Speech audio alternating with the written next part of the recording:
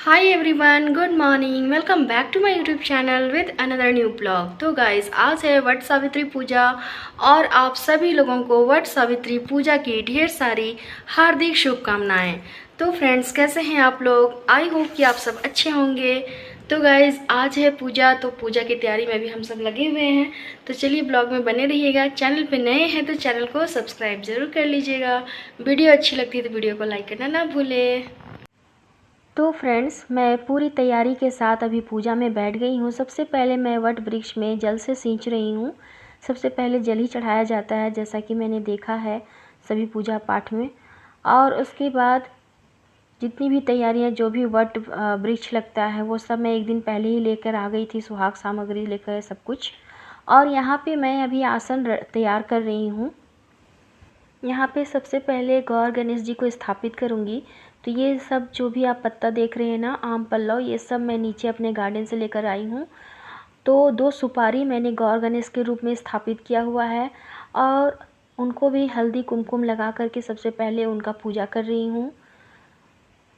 सबसे पहले गणेश जी का, उसके बाद गौरी माता का, उसके और मैंने आटा हल्दी का अर्पण भी तैयार किया हुआ है। आटा हल्दी से बनाया जाता है अर्पण। इस पूजा में अर्पण से ही पूजा जो है संपन्न होता है। कहा जाता है माता सावित्री और यमराज की प्रतिमा स्थापित की जाती है। तो फ़िलहाल मेरे पास तो ऐसा कुछ है नहीं, तो मैंने अर्पण से ही गमला पे माता सावित्री बनाई हैं और यमराज भगवान को भी बनाया है। तो गमला पे आप देख सकते हैं येलो हल्दी और आटा से जो मैंने बनाया था, वो अर्पण से मैंने गमला पे ही बना दिया है माता को और यमराज को। और फिर ये दोनों भगवान का पूजा करने के बाद जितना भी फल वगैरह है, फूल वगैरह है, दीप प्रज्वलित करके, जो भी जैसा आप लोग पूजा करते हैं उस हिसाब से मैं भी वैसी पूजा कर रही हूँ। क्योंकि ये मेरा पहला वट सावित्री का पूजा है, पहले कभी नहीं किया है मैंने। मैं फ़र्स्ट टाइम ये कर रही हूँ। और जो मैंने घर पे बनाया था, वैसे तो गुलगुल्ला पूड़ी वगैरह चढ़ाते हैं, बट मैंने पुआ बनाया था, तो वही पुआ मैं भगवान जी को अर्पण कर रही हूँ अभी। और फ्रेंड्स, यहाँ बेंगलोर में वट वृक्ष है, कहीं कहीं तो होगा ही, खोजने से मिल जाता, बट बाहर में पूजा करना पॉसिबल नहीं, क्योंकि हस्बैंड चले गए थे ऑफिस और बच्चे का भी स्कूल था, वो भी स्कूल चली गई थी। स्कूल आने के बाद फिर मैं पूजा वगैरह कर ली थी। यहाँ पे भगवान जी का पूजा होने के बाद उनको पंखे से हवा किया जाता है। तो मेरे पास पंखा अवेलेबल नहीं था यहाँ पे, हैंड फ़ैन जो हैंड क्राफ्ट होता है ना, वो फ़ैन से। तो मैंने ऐसी घर पे जो पड़ा हुआ था उसी से मैंने फ़ैन का रूप दे करके उस पर एक स्टिक लगा करके उनको हवा किया।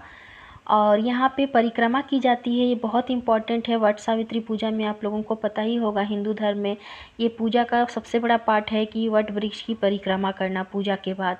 तो वही अभी मैं परिक्रमा कर ले रही हूँ और उसके बाद इनको गले लगाया जाता है। तो फ़िलहाल मैं गमले की तरफ से जैसे हो पा रहा है वैसे गले लगा रही हूँ। अच्छे से वट वृक्ष में एकदम गले लगाया जाता है उनको, जैसे महिलाएँ लगाती हैं। तो यहाँ पे पूजा वगैरह होने के बाद मैं आरती वगैरह कर ले रही हूँ। तो फ्रेंड्स, कुछ इस तरीके का मेरा वट सावित्री पूजा रहा। और जो भी भूल चूक है, लास्ट में मैं सभी को भगवानों से माफ़ी मांग लेती हूँ।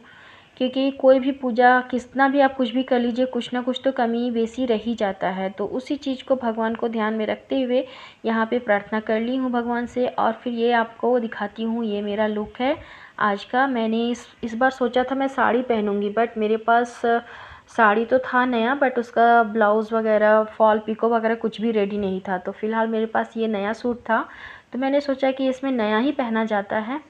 तो मैंने फिर सोचा कि ये सूट नया ही है, तो मैंने इसे ही धारण कर लिया, ये सूट पहना मैंने। बाकी सारी मैंने गोल्ड की ज्वेलरी पहनी हुई है। और फ्रेंड्स, तो देख सकते हैं पूजा कुछ इस तरीके का मैंने किया है। सुहाग सामग्री वगैरह सभी मैंने अर्पण कर दिया है माता को। और मैंने चेक किया मेरे पूजा वाले ड्रॉअर पे, मैं सारे बुक्स रखती हूँ जितने भी पूजा पाठ मैं करती हूँ, जैसे तीज हो गया, करवा चौथ हो गया, और भी बहुत सारी पूजा। जैसे पहले मैं थर्सडे करती थी, तो थर्सडे वाला भी पूजा का किताब है मेरे पास, सारे बुक्स हैं मेरे पास। बट है कि वट सावित्री पूजा का मेरे पास बुक नहीं था।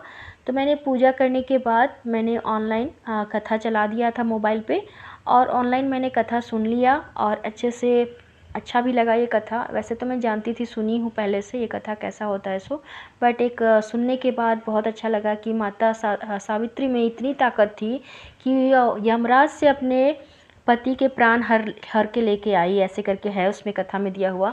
तो सोचिए कि एक पतिव्रता में कितनी मतलब ताकत होती है कि वो यमराज जैसे इंसान से अपने पति की प्राणों की रक्षा कर सकती हैं।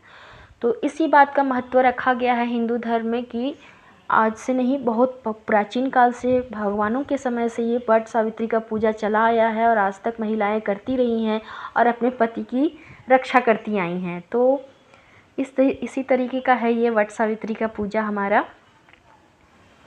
और आज के दिन पति की पूजा भी बहुत ज़्यादा इम्पॉर्टेंट है। ये सारे पूजा करने के बाद आपको पति की पूजा करनी पड़ती है। उनको पैर अच्छे से पैरों पे अच्छे से पानी से धोना पड़ता है पैरों को, और उसके बाद साफ़ कपड़े से पोंछना पड़ता है, और फिर उनको भी पंखे से हवा करना पड़ता है जैसा कि आप वट वृक्ष में कर रहे थे। और फिर उनको हवा करने के बाद उनका तिलक लगाना इम्पॉर्टेंट है। तिलक लगा करके जो भी आपने फल में या फिर आपने पकवान में जो बनाया वो उनको खिलाना है।